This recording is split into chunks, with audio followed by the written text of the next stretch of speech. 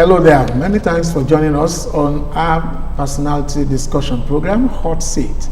Hot Seat, it's a weekly program where we bring Nigerians who have excelled in various fields of endeavor. And today is not an exception. I am your anchor on this edition of the program. Kole Jagun is my name. And today on the program, I have the Vice President and the Vice Chairman of Council of Computer Professionals, who has just recently been elected as the President of the Council. And that's talking about Mr. Kole Jagun. It's nice to have you on the program, Mr. Jagun. Thank you very much, and thank you for having me.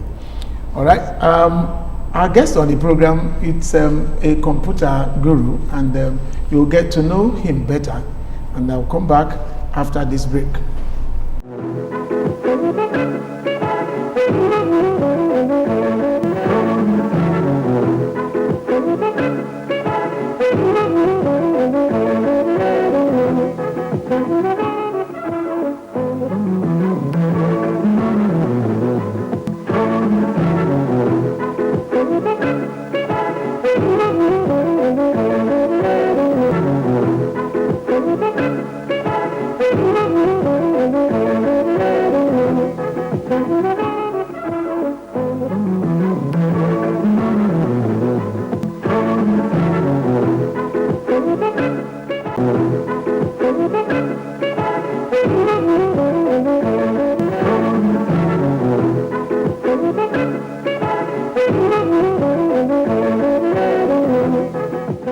Welcome back. It's still Hot Seat on OGTV, and that's the profile of our guest on the program today, Mr.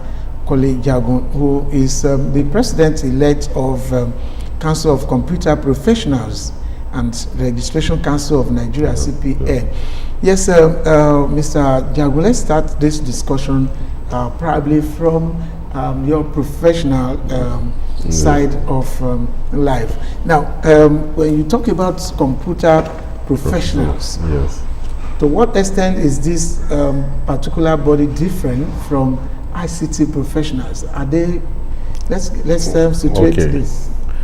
We have what we call the Computer Professionals Registration Council of Nigeria, CPN. That's the abbreviation, and it was established through an act of law in 1993, Act 49 of 1993. It was passed on the 10th of June, and it was passed on the 10th of June 1993 and gazetted on the 9th of August 1993. So it's actually an act setting it up. And what does this body does? The body is supposed to keep the register of professionals, that is professionals who are eligible to practice IT computing, that's information technology in Nigeria. So this body maintains the register, and from every year we are supposed to publish the list of registers, that's all those who are expected to practice, that's CPN. Also, the act says we should also determine the standard, that is the skills and standards to be attained by anybody who wishes to practice the profession. So CPN was set up by an act of law, act of parliament. So it's totally different. So it is actually a body that regulates the IT profession, that are the professionals, those who practice it, and also the corporates, the industry, those are the bodies who also go out there to work as professionals who give services. So ours is to regulate. That's the CPN. So it's very different from the other bodies, which are just like an association of IT professionals, just coming together. All right. Now, interesting, because I asked that question because of the fact that I know that in that field we have various there are diverse areas of specialization. And let me just if you look at it, let's say about let's say 15 years ago or 20 years ago, you might have a very simple area, but you say, okay, computer science or IT is just 2 or 3 broad areas: software, hardware. But over time now, things are changing. The IT industry is so dynamic now that every now you're coming up with new areas. So we too also have to find a way to expand our knowledge, our skills, so we need to bring everybody into the fold. So it doesn't used to be the straight jacketed, oh, you must be a computer scientist, you are doing hardware, you're doing software. Now things are changing. There is a lot of division. Now you have the social media, you have the digital economy, you have networking, you have there is even now a what we call a synergy between information technology, IT, and communication. Okay. You will see that everything is now coming together. So there's a lot happening in that area. Okay. Now let's look at some of these things that by the advent of computer that we should be getting more easily done. One that will readily come to my mind now, maybe because I'm in the broadcast environment. For the past few years now, Nigeria has been trying to cut over to digital broadcast. Yes. And when we begin to wonder what exactly, is it that we don't have the manpower, or is it that we don't have the equipment? From your professional background, well, what do you think is actually the problem? Why Nigeria is finding it difficult to fully join the digital world? I think it's all about government policy. It has not. If you're talking about the professionals, we have the right professionals because everything is now being digitalized.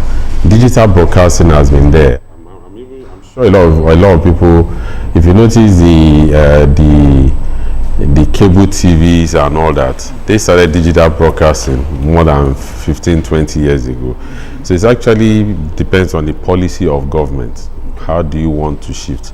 So it's not as if we don't have the people to assist. The professionals are out there. You understand? So it's a government policy, it's a government decision to say that, okay, with time we want to cut over. But I've been seeing, I think over time, since time of the former president, Jonathan, I think there was a time they gave a deadline that they would cut over by so date. Yeah. Then another time it was shifted to so date. So I think it's just a government decision. And as a professional body, you don't have any influence that you can bring to bear on government policy, since this idea is to affect our corporate assistant positively. Well, I won't say we don't have influence. If the government seeks our advice, we give. In all fairness, when they seek our advice, we give them the advice, we tell them what to do. But the truth is, everything revolves about everything is about policy decision. The government taking a policy and say, okay, this is it.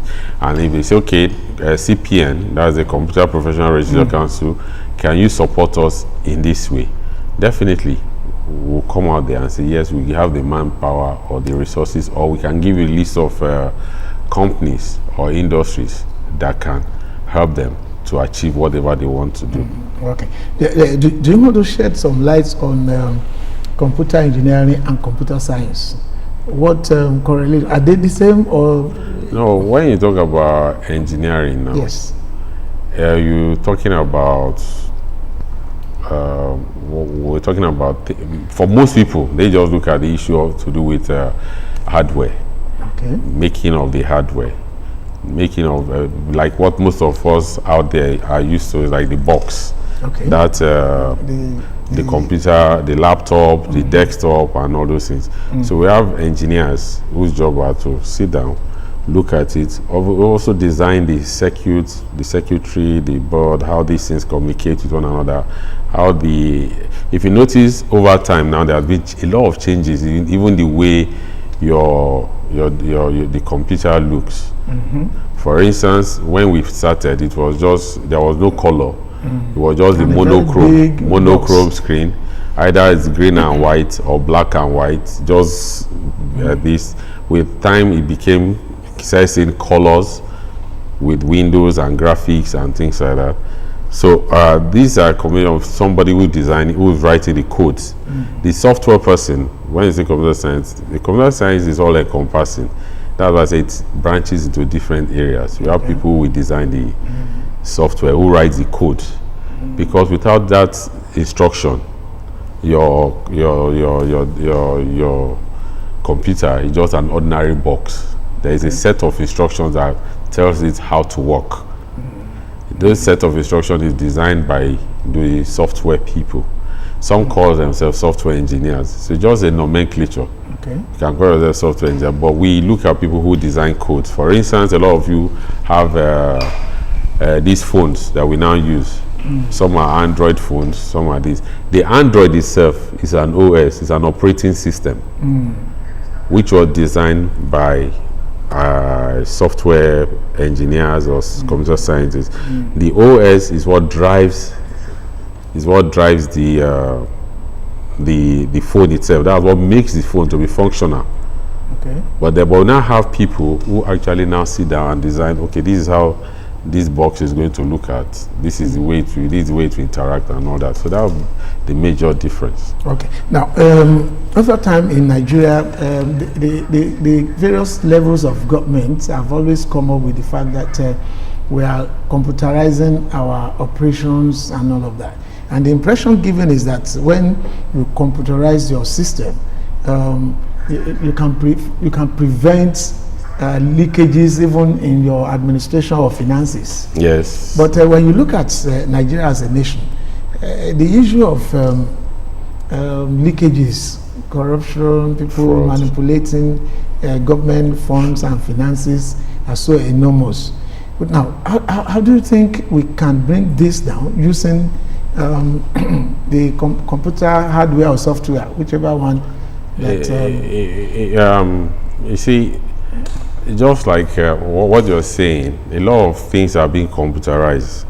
A lot of things are being digitalized from the manual operation, the manual means of doing things. Okay. If you take, for instance, your banking, you remember in those days, if you want to go to the bank, most times you have to take your go with your passbook, and go teller and go there and queue. Now you don't even need to go to the bank to do any transaction. You can do that online and all that. These are based on things changing. Now, as you designing codes and designing the tools and software, you also have those who we call the hackers. Who are these hackers? These are people who look for loopholes in the codes you are designing. Okay. They look for loopholes. They look for things where they look for loopholes. They look for where they can take advantage. They say, okay, maybe you've made a mistake here, or maybe your code is not going this way. They will now want to tap into that to break in so that they can manipulate the system. So that's why you keep seeing that every time you have a software or a tool, it will tell you that there's an update, there's a new update, there's a new update. The essence of the update is that when you discover that there are loopholes in your design, you quickly write a little program or a fix-it program to cover that. Now, I'm talking about this issue of fraud and all that. It also depends on the individual. When you have a system, the system cannot mitigate everything. It is, like we said, it is garbage in, garbage out. If you decide to feed it in with trash, you get trash. But the thing is that a lot of systems have a lot of controls in place now. And it is those controls that is now being used to detect all these frauds and manipulations taking place. There are so many controls put in place by system designers, by system operators. But just like in every other thing that we do, you have people who are not sincere, who may want to go around some of these operations. But the key thing is that systems nowadays, all modern systems, have what we call audit trail. Okay. So as you are doing anything on the system, it keeps track of what is going on. So unfortunately, a lot of people do not understand that this audit trail, you are leaving a mark. Each time you do a transaction, you've left a mark on the system. Okay. Each time you connect to the internet, each time your phone receives a text message, each time your phone receives, you are browsing, you are leaving a mark. So we can, at any point in time, you can be tracked down. Yes, it's very easy now to track any transaction you do. Okay. Easily, yes. It's very easy. Even when you don't authorize such a person. That is what I'm telling you, that your system is leaving a mark as you are doing anything. Now, for instance, you are talking to your phone. Your phone is connected to a network. Yes, that's correct. Good. And as your phone is connected to a network, most times it gives you what we call identification that's an IP address from where you're doing your. With that, we can easily track who you are, where you are, and all that. So. Oh, all right. So that's why at times nowadays it's very easy to track all these boys doing 419, Yahoo, and all that. Because I actually wanted to ask you to what extent can we deploy this? No, it's been deployed. It's been deployed. I must tell the truth. The forensic units, of the police department, they use it. They use it a lot. It's just that maybe we are not singing their praises, we are not shouting. They are using it. It's very easy to track so many things. You know, at times, not until when you have a celebrated case. Yes. And I'll give an example. Look at when this Nigerian back there in UAE was busted. Arrested, yes. And then we now knew that there are so many things you can use, computer and all of that. But why are we not having a big cases, being busted in Nigeria with computer and ICT tracking and all of that? Well, like I told you, there are also, there is also what we call privacy laws. Okay. I cannot just burst into your. No, I'm talking about the security personnel. No, they do. They actually, there has to be there has to be what we call somebody has to file a case against you for me to start tracking you down. Right. I cannot just wake up and start saying, Mr. Kayode Taiwo, I want to track him. Why should I track you?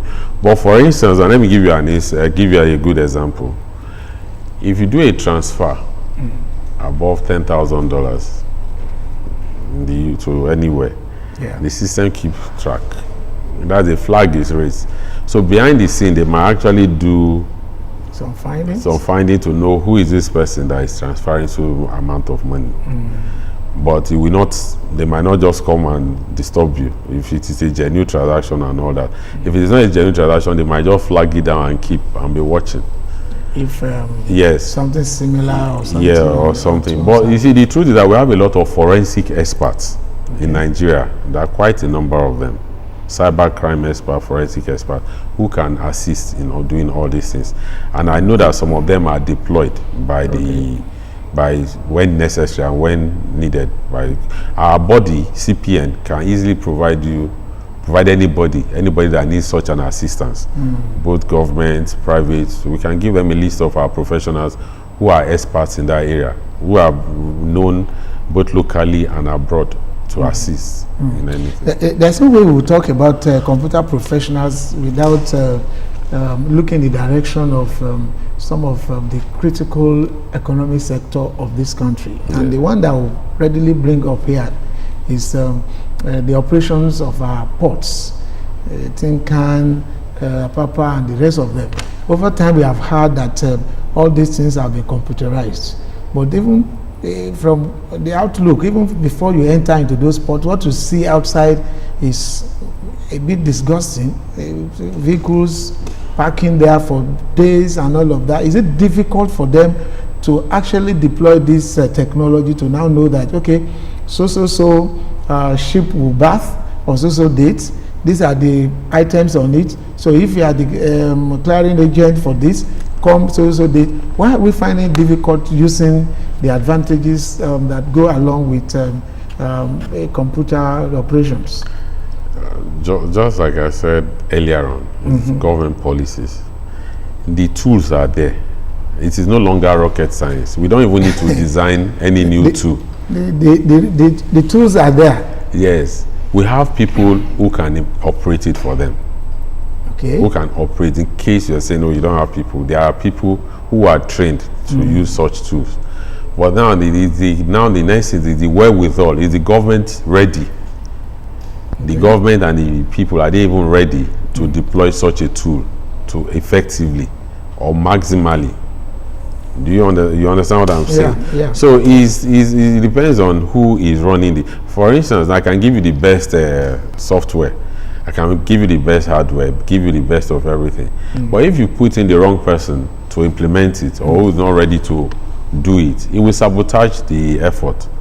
From what I have read in the papers, I don't know much about it. This Apapa thing, I learned a lot how to do with sabotage. When I mean sabotage, that people are benefiting from the way it is currently. So because of that, they won't want anything to work. Because looking at it, there's nothing, like you rightly said, when you log in the trucks, you log in the ships, you know the cargo that is coming in, you know everything. Even you don't even need to have, if you go on the internet, you will know which ship is going to berth at so place, at so time. So arrangement can be made. So it shouldn't be a difficult. No, it's not a difficult issue, but also there is the issue of infrastructure around the port area. Okay. We're talking about the roads where the trailers are passing. Yeah. The roads are terrible. We're also talking about trailer parks. Do we have the trailer parks where they can go and park and wait and when it is their turn, they will leave the trailer park and move? Because I understand there is no trailer park, and then the parks that are within the ports themselves. For instance, I'm aware of the Tinkan port. Some of these ports, some of these things have been concession. Okay. Some of these parks, or some of them have been concession to private individuals who have turned them to something else. So they are using for something. So normally where the trailers are supposed to maybe park or something, are not being they being concessional. So there is no alternative area. So that's why you find most of them parking on the roads and all that. So the government has to look at the infrastructure critically too. Okay. But you see, another good thing is which the government are not taking into consideration, although I know they have it, is what we call the inland ports. Okay. For instance, there is nothing stopping the government. We could help them do design, stopping the government from having an inland port in Ogun State. Since there is a railway line between Lagos and Ogun State, it's just a matter of creating a maybe 5 kilometers into somewhere and creates a nowhere, and as the ships are berthing, all the containers are loaded into the trailers and then into the train and move straight to the inland port. Then you go and do your clearing there. You go and clear your trucks and all that. I think it is more of what you identify as people sabotaging. Yeah, people sabotaging, then government policies and all that. But I know that the government wants to do some. I mean, the government have come up with a lot of executive orders on the ease of doing business. Executive orders that are not those are the working. things. Yes, those are the what I'm talking about. Okay. Now let's look at the training for who will be computer professionals. Yeah. If, for instance, as a young boy in secondary school, you now said, okay, I want to go into computer engineering or science and all of that. How easy has the training for computer professionals been? Well, there are a lot of training. Actually, the Nigerian University Commission has its own guideline. Yes. We CPN, we've come up with a training structure right from the nursery up to the university level. Nursery? Yes, nursery school. Nursery school? Yes. Oh, that's interesting. Yes. Yes, because you see, the key thing is to catch them young, let them understand computing. Because that's, if you do not know how to use the system, if you don't know anything about computing now, you're going to be nowhere. Yeah. The world is changing. I think it has even changed. It's changing, things are changing. You find that the younger ones even are more attuned to using the system more than the older ones. Because the older ones are used to analog. Analog, exactly. So talking about the education, yes, there is. Funny enough, at the lower level, I must commend the private sector. They're doing a lot of training for them to catch up. Then for secondary schools, a lot of schools have been actually. I know that in WAEC now they have a computer science as part of their courses, which they now train. During the last National Education Council, when they met, computer science was introduced as one of the vocational studies. So they actually do. But the key thing is that do we have enough teachers to teach them in the secondary school and the primary school? That is where, because you now find out somebody who read English, maybe because knows how to use computer, he said, okay, go and teach computer science and all that. So they're grooming them, taking them. Then we have a number of universities, polytechnics, even and colleges education who are doing a lot of training now in computer science. So from time to time, the curriculum is reviewed. But one of the things we want to now do at CPN is to harmonize. Is to look at, we do what we call curriculum review regularly. To look at what is there, what we are teaching, to see how relevant it is to the trends. To the trends, exactly, to what is happening outside. So we try to discuss from time to time with Nigerian University Commission, because NUC is the one that has oversight function for universities, just like qualifies to those. Yes, and the same thing for Nigerian Board for Technical Education, NBT. So each of them are represented on the board of CPN. They have representatives on the board of CPN. Are you saying that if as a graduate from University of Polytechnic or College of Education in computer science or computer engineering, I can become a member of the CPN? Yes, CPN. Yes, you go through. There are some processes. You become a graduate member immediately. Okay. So after about 2-3 years, there are 1 or 2 exams you do. When you pass the exam, then you become a full member of CPN. But immediately you graduate from the university, you become a graduate member of CPN. Then after about, do the final exam, we call it the professional exam, CPE2. Once you're able to do that CPE2 and you pass it, you become a full member. A full member. Yes. All right. What we always think is that with the advent of computer, so many problems will be solved and all of that. And these days, we are even having some countries coming up with robots, electric vehicles and all of that, which I want to believe are still part of computer. Yes. But in Nigeria, it's like we are not actually contributing that much when it comes to creating computer products, like the robots I talk, electric cars and all of that. No, I agree with you earlier, as you said earlier on, that the professionals are there. Is it still this problem of government policy, or is just that the professionals are contented with what we have? The professionals are not contented. We believe we can do more. Okay. We believe we can do more if the government policy is favorable to us. There's a lot, for instance, artificial intelligence, that's what we are talking about, AI, because that's what is driving a lot of things now. Yeah. You find that a lot of Nigerians, even this Professor Megwali is a robotics engineer, one of the best, is renowned worldwide. He's a Nigerian.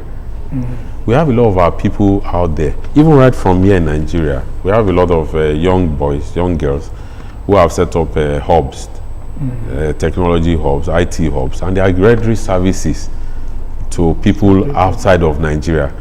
One of the reasons, when we look at Paystack.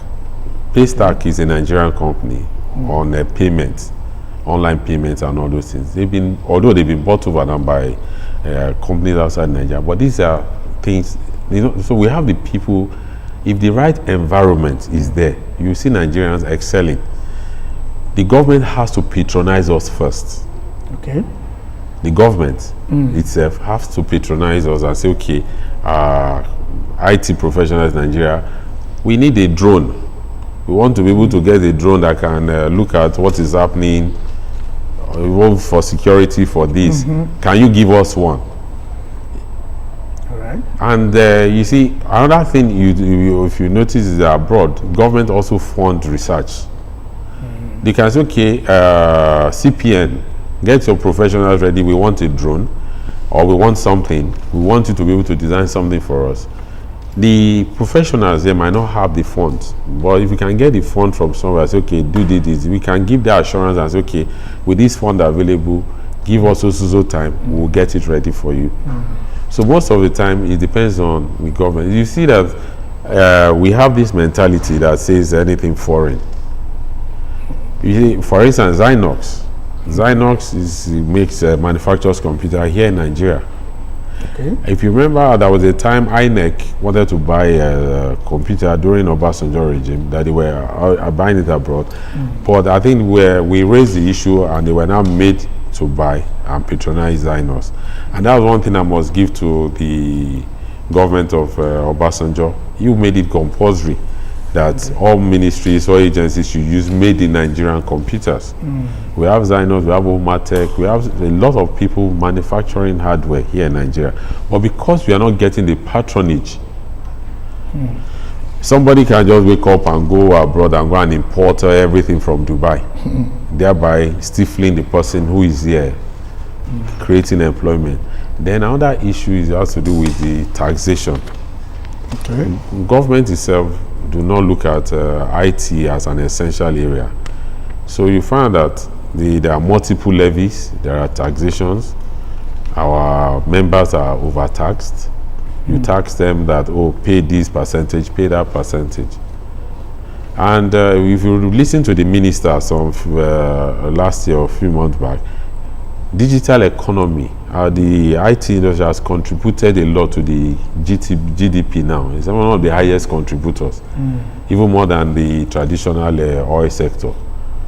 So that's one area Nigeria can easily use to absorb these high level of unemployment and all that by using the digital, by digitalizing a lot of things.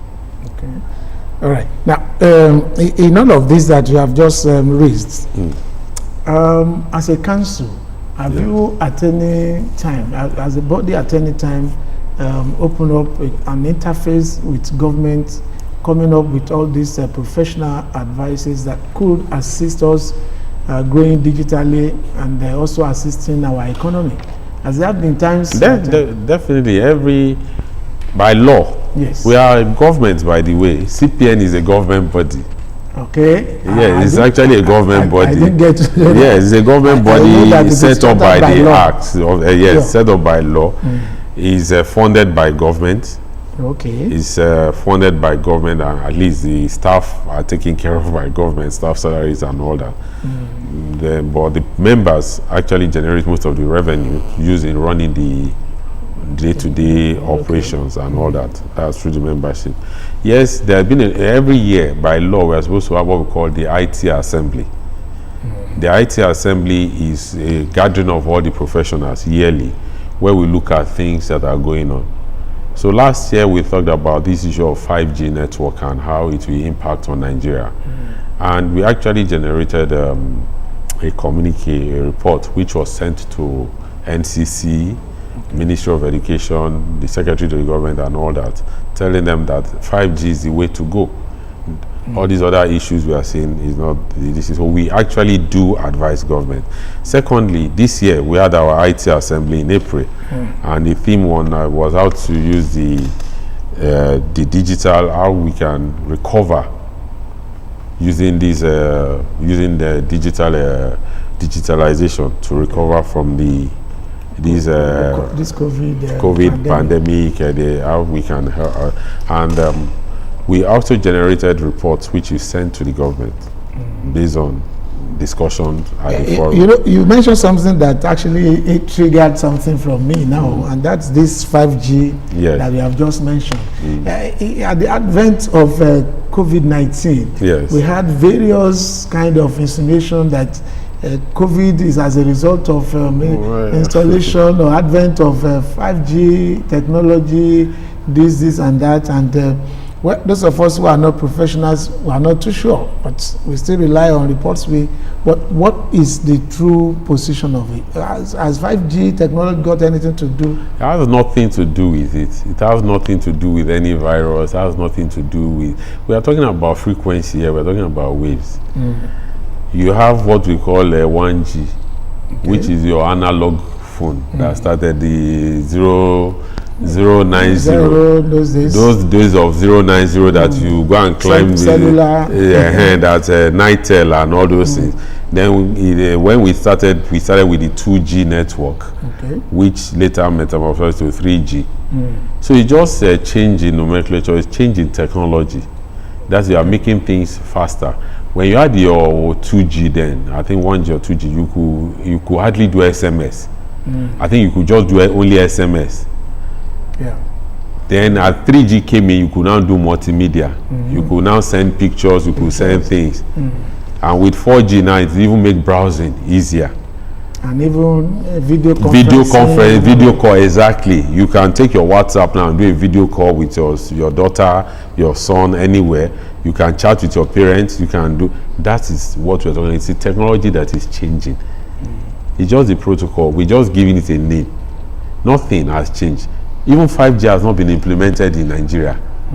Some people were saying, oh, because 5G is in Nigeria, that's why we have it. No, there is no 5G anywhere. It has not been, the government has not even given the license for it to be operated because of all these issues here and there. But 5G is already going on in a lot of countries. And we should not lag behind because we need it. It helps. It's going to improve the way we do things. It's going to increase the latency. It's going to increase. You'll be able to do more, carry more. This one and that. Some people will be using their phone. I've switched off my data. I have on my data. All that we also go down. Because so it will be free data for everybody. Yeah, I didn't say it's free data, but you have more data. You'll be able to do more things. All this one that they will say, I no get network. There's no network. All those kind of things will be things of the past. Of the past, okay. Well, because many people will want to know more about the 5G, and that's why I threw that question. No, there's nothing wrong with it. It's just people just have a wrong. It's out of ignorance, I would say. Unfortunately, due to ignorance, people not knowing this, there's nothing. There's just your normal 3G, 4G. That's all. In a country like Nigeria, how lucrative is computer business like? Because it becomes important because we have so many young ones that may be watching this program and they want to say, okay, if I have to go into this, what is the need for me? Most of the young ones ask these questions these days. They say, this course, what is it? There's so many things. IT is the way to go. Like we said, everything is being digitalized. Everything will become. For instance, now, I attend the ceremony in Abeokuta. My wife is saying that I want to do makeup. I don't know any makeup person in Abeokuta. If there is an app developed by a Nigerian here, somebody, I just key in Abeokuta, I want to see makeup girl. I'll have a list of all the makeup people, and you can easily call them and say, come to so place to come and do makeup for me. So the thing is that we have to be creative. There is lot of opportunities in the IT sector, lots and lots. Things are changing. We now have Nigeria has one of the highest number of mobile phone users. As at the last count, we have over 100 million users. That's quite huge. It's even more than UK, United Kingdom, more than UK. So when you're talking about that kind of a market, you see, that's why I feel disappointed with our younger ones when they are doing Yahoo, because they can be more creative. The energy they spend in trying to defraud somebody, they can use that same energy in trying to come up with ideas that can generate revenue for them. Just one simple idea. I gave an example of the people with Paystack. The Paystar people just thought, okay, how can we make payments easy for our people?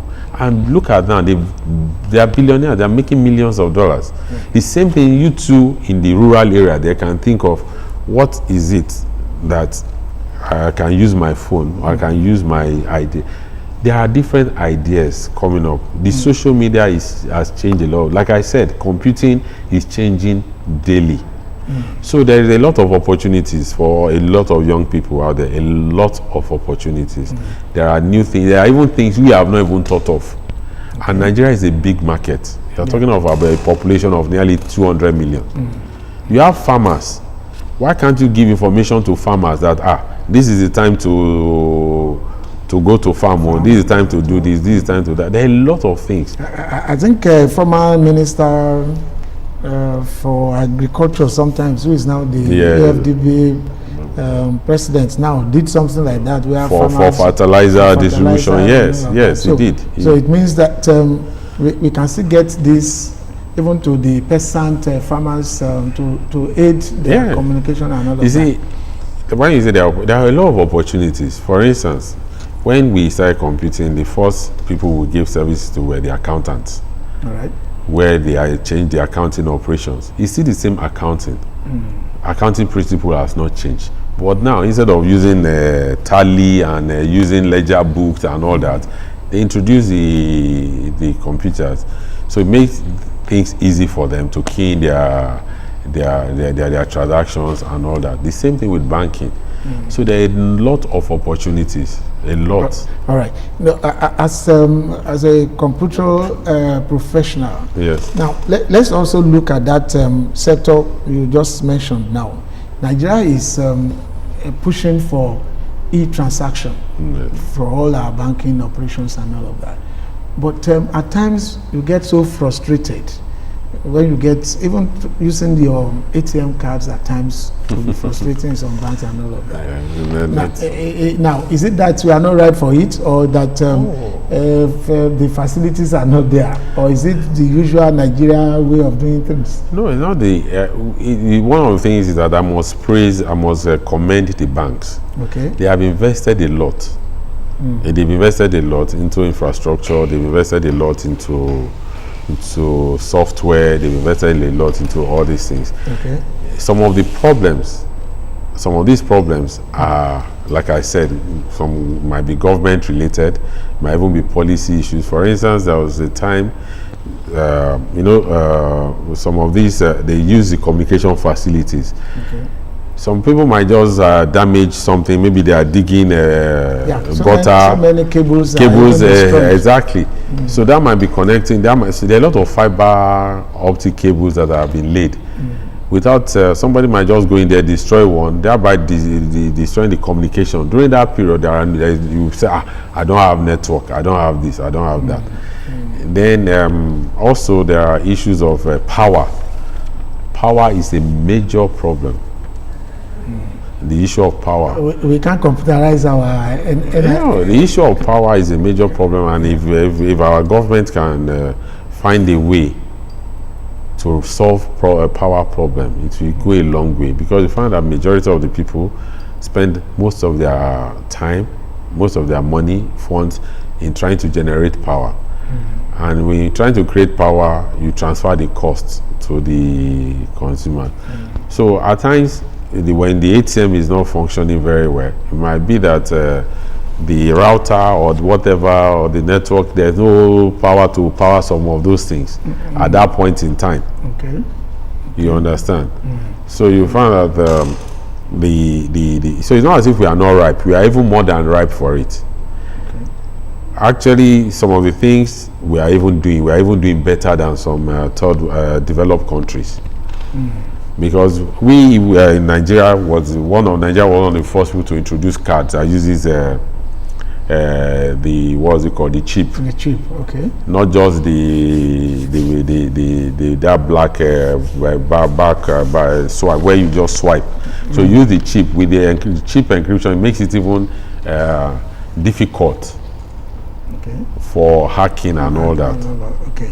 Now, let's also look at another aspect of our national life that computer professionals should be able to say, or do something. That has to do with collating our data in Nigeria. Today we are on NIN.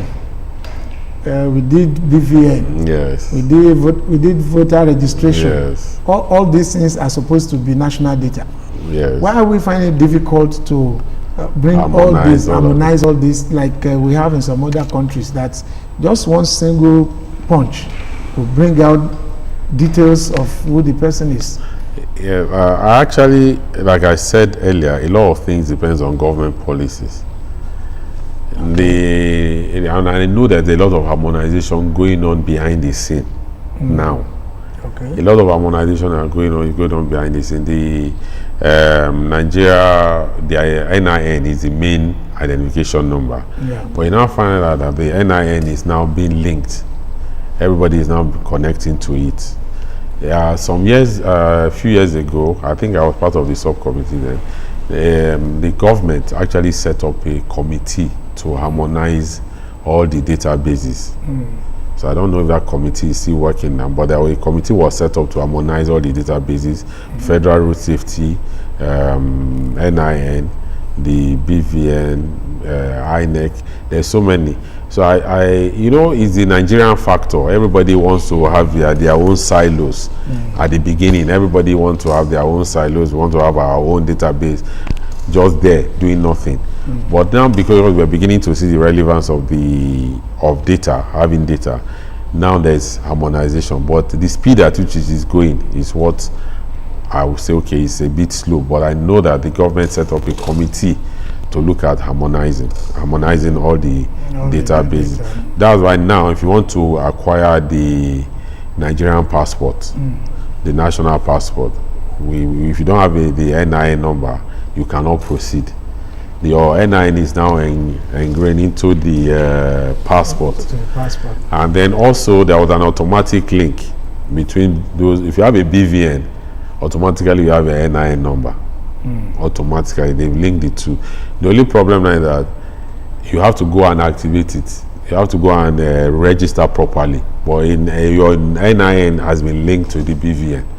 So that's why there's a lot of harmonization going on behind the scene. Okay. Now, as a national leader of a professional body, there's no way we won't talk about what affects us as a nation. Yes. We've talked about the economy, we've talked about manufacturing and the likes. Now, let's look at the state of the nation recently. I'm very sure that you must have gone through some either dailies online or hard copies and all of that, and most of these things you hear about insecurity. What do you think is actually the problem behind all of this? Is it that of followership or leadership? I'm not a politician. You are a Nigerian. I'm a Nigerian, yes, and I'm worried about the level of insecurity. Okay. Seriously, I'm worried about it because we see and hear things daily. But the thing is that what can we do as a professional body to assist? That is what I will be talking about. Yeah. I would say that for us, for instance, at a time, that's why I was saying that government policies also we're not happy at times with some of these things. For instance, the government, I think during the time of, I can't remember, one of the former government introduced the use of CCTV camera. Okay. Because that is one of the things that has been deployed now in a lot of countries. Okay. CCTV camera. So we should be able to have CCTV camera deployed in major roads, major everywhere, watching. Because then we also need to have what the eye on the sky. Have an eye there that is monitoring. Okay. We are not saying spy on people, but monitor major roads, monitor major things, and then be able to.